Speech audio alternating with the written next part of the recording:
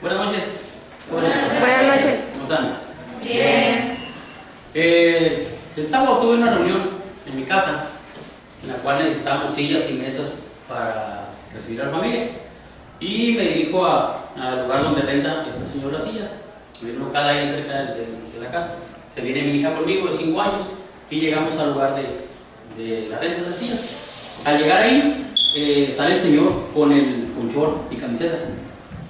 Al llegar a nosotros, la niña se le queda mirando a este señor y se hace un poquito para atrás. Nada más yo la volteo y la miro y toco simplemente como seguridad, ¿no?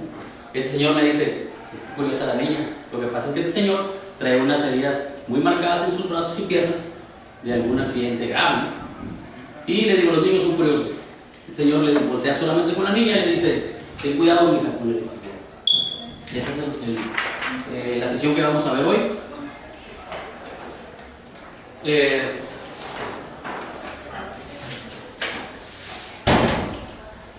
objetivo es, el alumno conocerá los riesgos de una descarga eléctrica y sus consecuencias por medio de la corriente.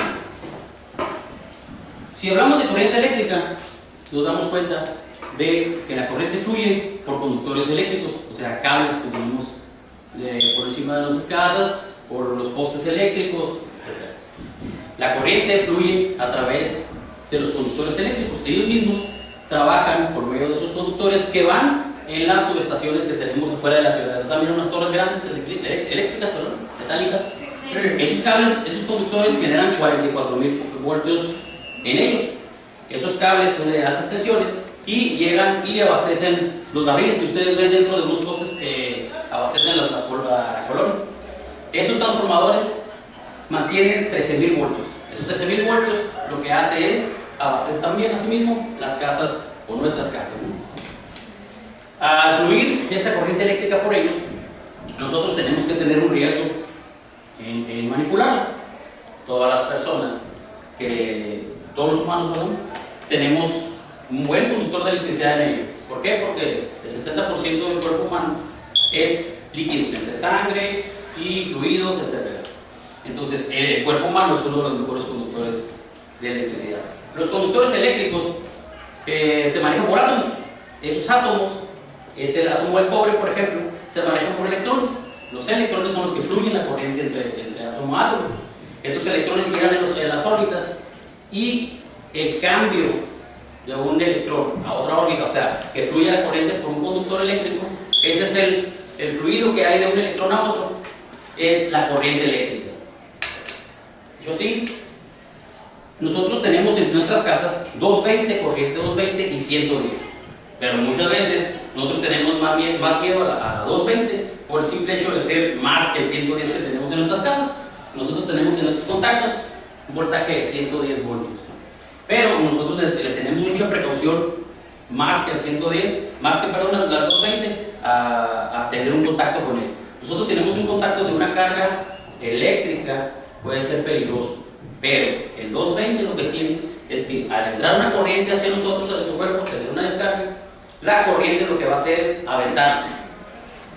Al aventarnos, nosotros pues prácticamente nos salvamos en ese momento. El simple hecho del riesgo que corremos al caer. Y no hay ninguna máquina o algo que nos pueda golpear alguna mesa, no puede pasar nada excepto el golpe de la descarga eléctrica.